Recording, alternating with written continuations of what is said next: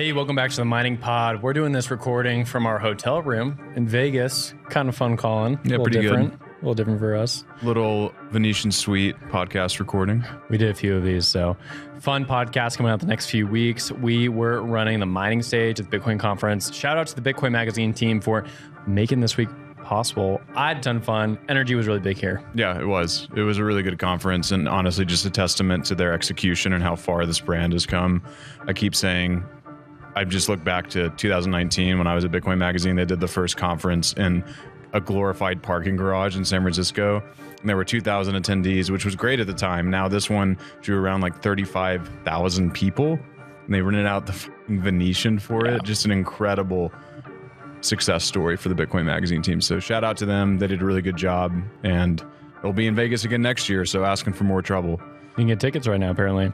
The mining stage was lit. Colin and I ran that all 3 days, so we got to see a lot of people.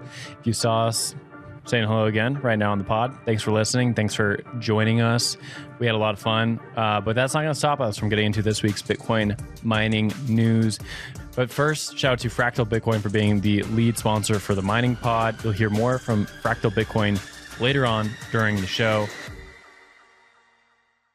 Hey, welcome back to the Mining Pod. We're doing this recording from our hotel room in Vegas. Kind of fun, Colin. Yeah, pretty different. Good. A little different for us. Little Venetian suite podcast recording. We did a few of these, so fun podcast coming out the next few weeks. We were running the mining stage at the Bitcoin conference. Shout out to the Bitcoin Magazine team for making this week possible. I had a ton of fun. Energy was really big here. Yeah, it was. It was a really good conference, and honestly, just a testament to their execution and how far this brand has come.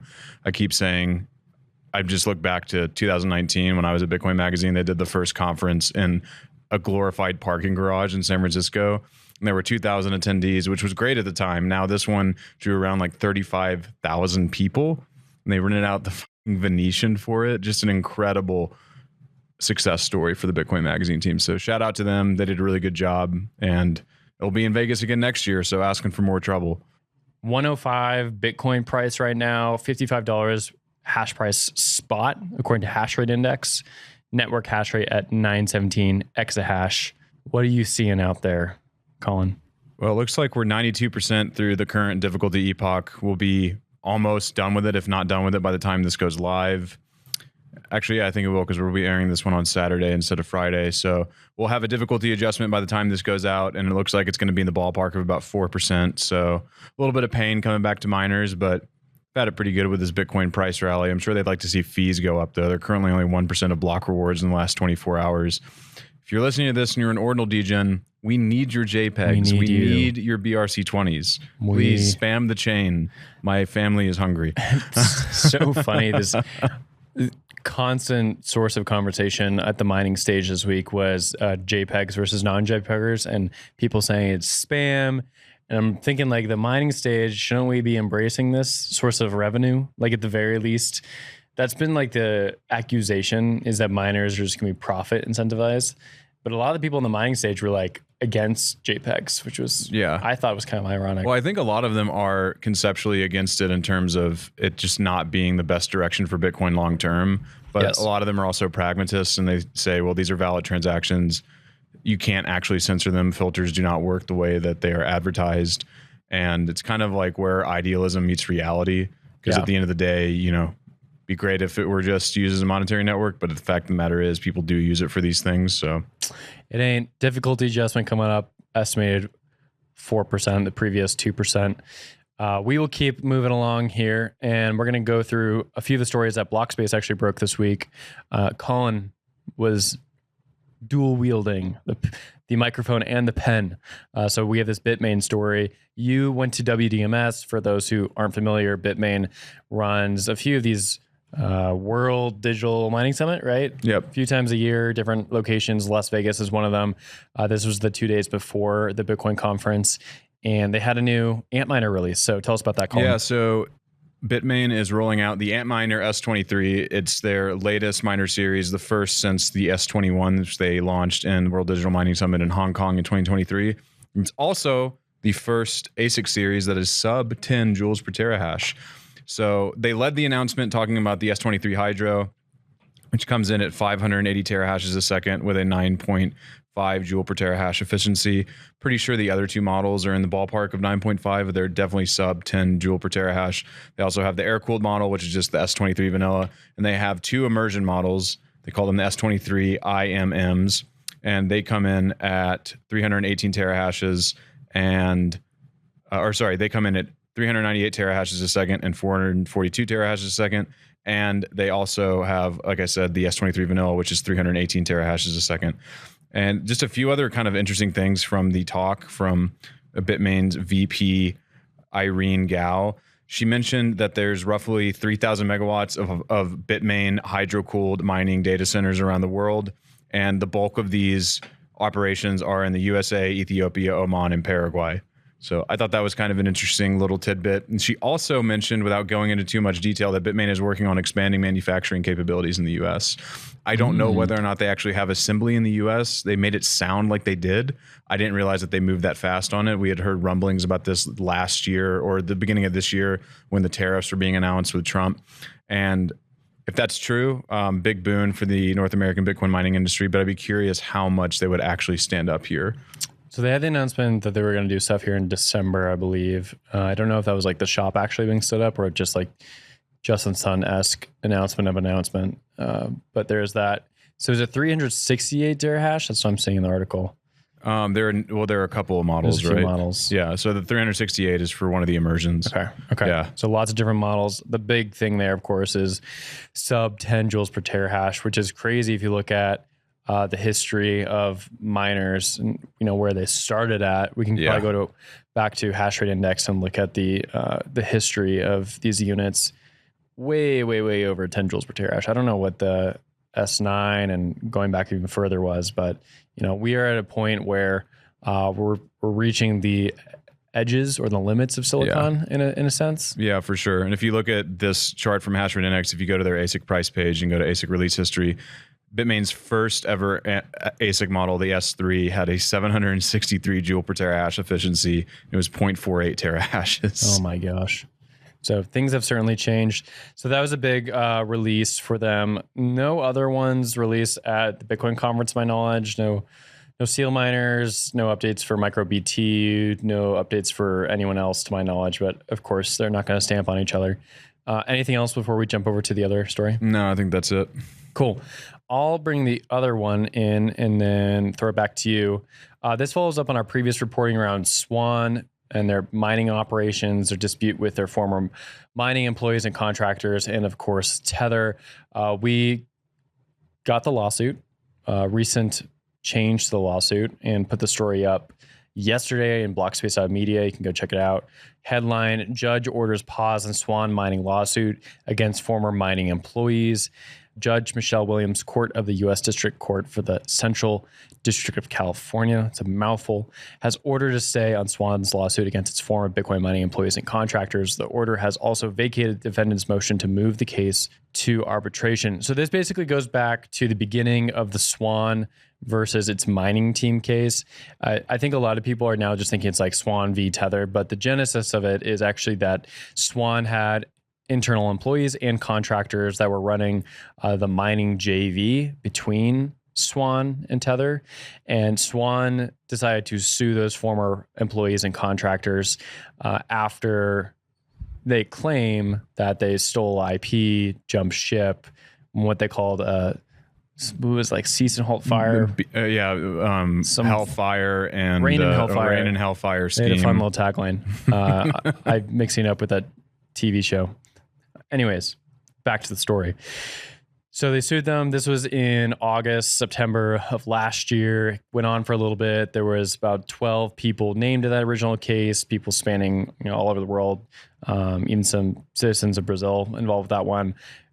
Looks like a few of these names have been dropped since then. I'm not sure why, but the most recent stay essentially says that the case is not going to continue until there's the ability to have some arbitration and settlement outside of court. But you are a little more briefed on this, so feel free to fact check me and then go through the story a little more.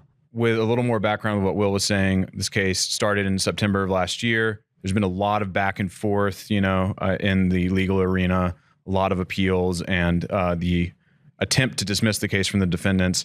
But in April 2025, the defendants filed a motion for a stay, citing precedent in a case with Coinbase. What this precedent showed is that if an arbitration appeal is denied, then you can go to another court to see whether or not that was legitimate for that arbitration to be denied. So right now, the Ninth Circuit Court is going to review whether or not that arbitration appeal should stand.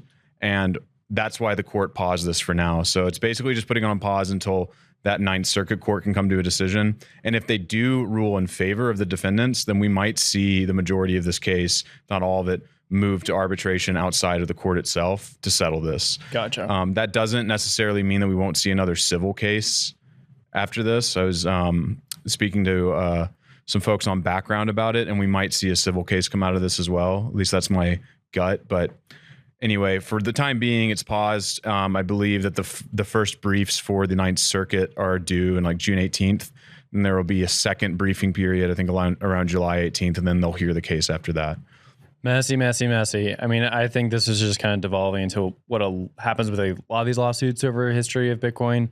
It's two parties going head on head, a lot of Twitter disputes, and then it just kind of gets swept up in the legalese. It takes years to resolve, and people lose interest. And I'm losing interest. So we're going to keep moving on and go to a different topic.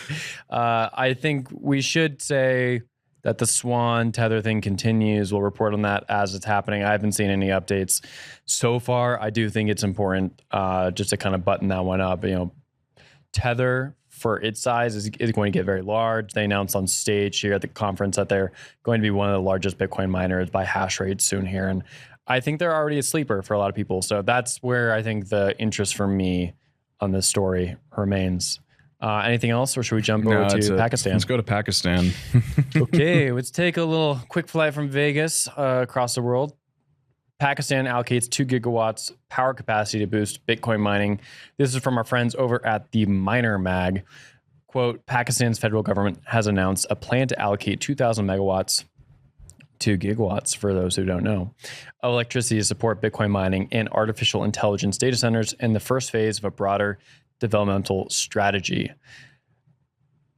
I mean, I got a lot of thoughts here, man. Like, it's a good headline. This comes from Pakistani media Dawn. The decision follows a recent move by Pakistan to legalize cryptocurrency to attract international investment. It's true. They did bring on former Binance CEO and still co-founder CZ to be a part of their cryptocurrency team.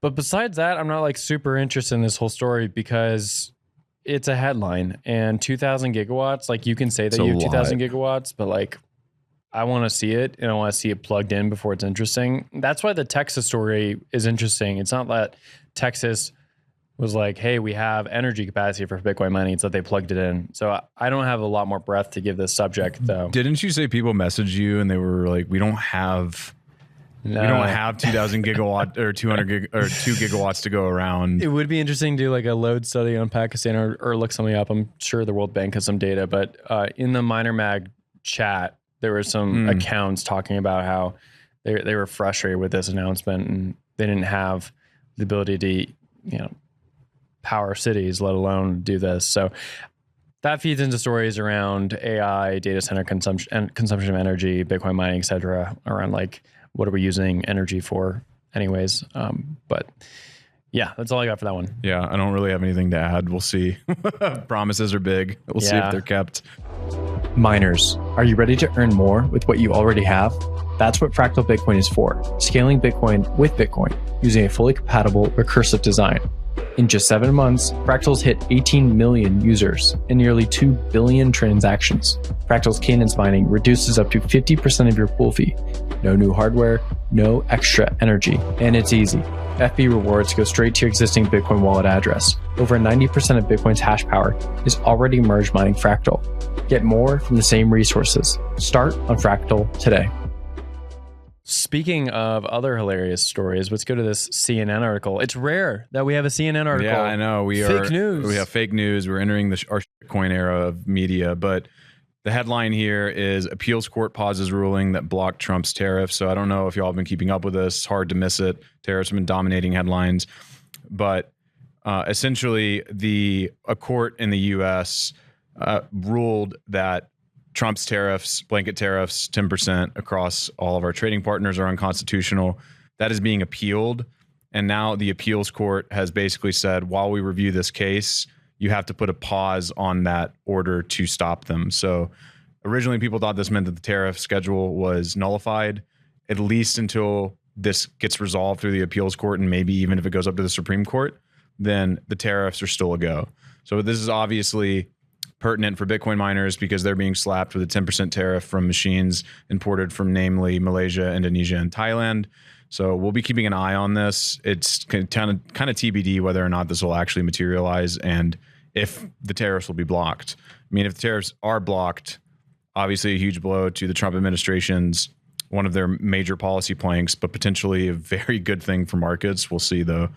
Yeah, I mean, Bitcoin's responding pretty well. So that's the other angle. Glad you brought up the tariff in part for ASICs and importation. I want to go to this report from QCP Broadcast, which is, I think it's like a research firm, and does a lot of writing on Bitcoin price movements and why things are happening like that. So I read them quite frequently.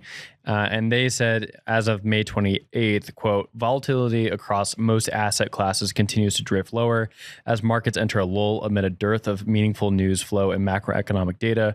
The news cycle remains restless, yet markets appear increasingly inured to negative developments, brushing off headlines that might once have sparked more significant reactions. U.S. bond yields have eased following last week's fiscal stir sparked by the so-called Big Beautiful Bill.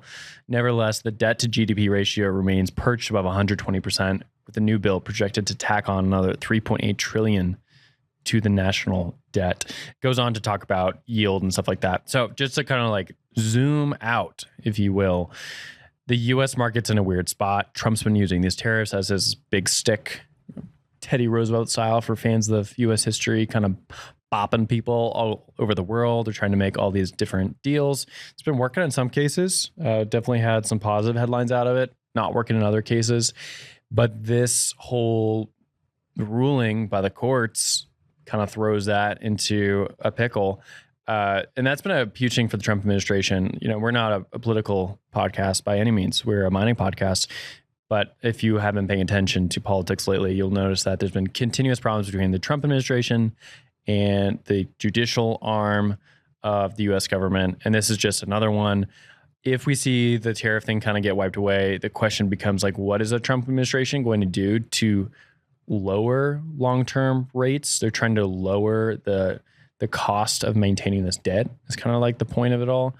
And the tariffs was like one strategy. If that goes away, it's unclear. For Bitcoin, and let's be honest, that's the only reason we really care about this. Like, it's unclear what's going to happen. If tariffs go away, it seems like it's bidding season, and a lot of people seem to agree with it as well. On the flip side, we're still in a bad situation where the debt becomes increasingly harder to service. That could hurt markets writ large. So, got Bitcoin? If you got Bitcoin, but it's a conversation everyone has at Bitcoin dinners. Is like, do you want to live in a world of hyper Bitcoinization? Because it might be a little hairy there for a while. It'd be terrible. Yeah, maybe be kind of bad. But speaking of hyper Bitcoinization, how about making your enemies bend the knee? Let's go to our last Cry Corner, wrap up the podcast. Skull of Satoshi Cry Corner. So a little background on this. We'll start first with the news of the fact that the Bitcoin conference ended up procuring the Skull of Satoshi. They said it was donated by Ripple to the Bitcoin community, and it was on display at the conference. The Skull of Satoshi is a piece of art that's pretty metal, honestly. That's the thing, is it's kind of badass, and it does not paint the picture that I think the artist or the sponsors wanted it to. But it was paid for by an initiative from Greenpeace. This was the Change the Code initiative. It was this huge kind of like astroturfing campaign trying to lobby community support to change Bitcoin's code from proof of work to proof of stake. It was funded partially by Chris Larson of XRP, and the whole thing was this huge there was this huge uproar about it because obviously it was like this lobbying effort from I would say the chief coin XRP to try to interfere with Bitcoin's consensus. But the skull was donated, and then Chris Larson and Ripple CEO Brad Garlinghouse went to Twitter and kind of had a mea culpa moment. And Brad writes here, and I quote, "The skull of Satoshi was originally built to call attention to blockchain energy usage, and today it's a symbol and reminder of Bitcoin's incredible staying power to many around the world, including me.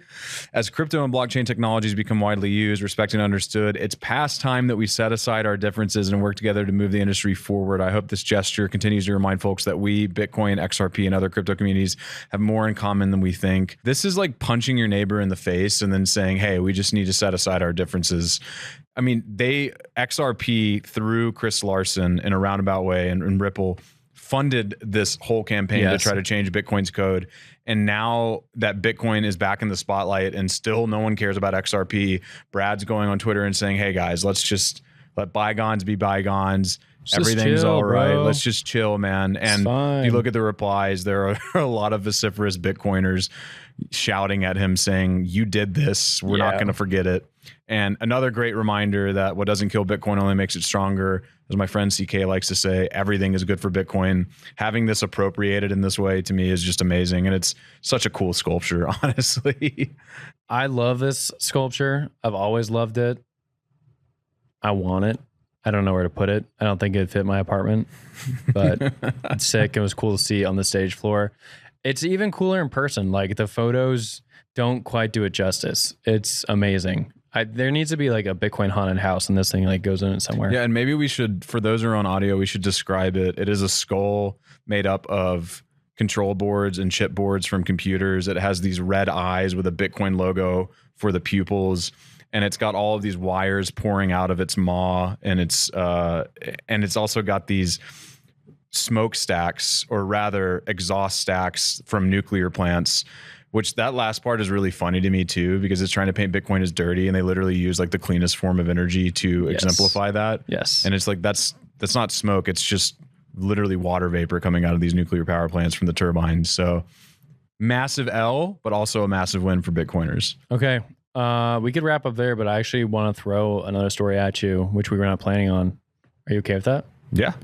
Let's talk about Cango really quick. So Cango, if for those who have been, listening to the show for a little bit or not, is now basically an arm of Ant Alpha after some recent changes to its company and structure and its even just purpose. Cango first kind of came out in November of 2024. Some news that Blockspace actually broke about how they purchased a lot of the Hashrate from Bitmain. Hashrate Bitmain had been deploying throughout the bear market of 23 and 24.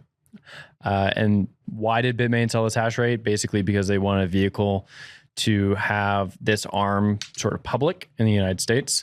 And Cango's already public, Chinese company that was already public. They have this small car line business that they're operating. And then they got into Bitcoin mining. Bitmain convinced them, or I don't know how that deal went down, but at the end of the day, they have a ton of hash rate. Now they're one of the top miners in the US. And as of this week, we had some filings and press releases show that they completed the sale of their car business to Ursula Alpha, which is connected to Ant Alpha. And now they're all in on just mining Bitcoin. If you look at their website, they updated all their information talking about how they're mining Bitcoin. You can look at their Q1 deck that they just put out there, and it demonstrates all the different places that they're mining Bitcoin. So just to kind of zoom out, why does this matter? I think it's just important to notice that Bitmain has been spinning off some of its assets, trying to get those better capitalized by moving to US markets. We've had the Ant Alpha IPO the other day, and now we have this Cango story. The other thing I want to point out is just how prolific and how large Bitmain has been at deploying hash rate all over. You noted at the top of the show what Irene Gao said about the amount of hash rate, hydro hash rate they have online. And the newer deck shows how much hash rate Bitmain was deploying over the last 2 or 3 years globally. We're talking Ethiopia, Paraguay, United States, elsewhere. So yeah, I just want to throw that in there because we went through all our topics really fast, and the Cango stuff is like underreported this week. And I think it's a good story. Nothing really to add. Nothing really to add. I'll throw one more fact in there. I just think it's interesting to think about like the hash rate they have versus their relative market cap to other miners. They're going to complete this additional deal to get another 18 exahash, and that's going to move them, into the top 3 with Marathon and CleanSpark. 50 exahashes. It's a lot. I don't have the market cap off the top of my head. It's but like 500 million. Believe, yeah, it's well south of $1 billion market cap compared to some of the other ones out there. Does the market adjust that quickly here, or does it take a little bit? I think it would take a little bit, and you have to imagine that it might. But if you look at a lot of these, like BitFuFu is a great example, even BitDeer, a lot of these, for better or for worse, or whether this is justified or not, a lot of the Chinese-run publicly traded Bitcoin miners have a discount to some of their North American counterparts. Now, whether that's because the Chinese companies aren't as good about getting in front of big institutional shops to, sell their stock or make a case for why they should be part of these portfolios, or if it's because there's just inherent distrust with investors of these companies. I don't know whether or not which one of those are more at play here, but they typically carry a little bit of a discount. So it would stand to reason that they would catch up. I mean, if they're in the ballpark of Mara's got a $5 billion market cap, Cango is 500 million. Yeah. So you would imagine that you'd have to at least shrink some of that delta, but we'll see. They're a newer company. They're hosting all of their rigs at a Bitmain facility. They're S19 XPs. Yeah. So they're a little bit older, and investors might be discounting them because of that as well. Yeah. But I do think there are just a lot of questions as to whether or not there's going to be operational longevity for a new miner like this. So I can already hear the PR guys coming, but they're both Singapore-based Bitcoin miners. So gotta say that. Let's close out. We had a great time in Vegas this week. If we saw you, thanks for saying hi. Thanks for joining us on stage. We will be back next week. Colin here had a great conversation with Cypher Mining, Tyler and Christian. And so Chris. Oh, yeah. I can't use his full Christian I don't name. know if that's his full name. It could be Christopher. Yeah. But yeah, Chris Toten, Tyler Page. Great conversation. We did it live here. The energy was good. So looking forward to releasing that. I hope you all enjoy it. Awesome. That'll close it out for us this week. We'll see you guys next week.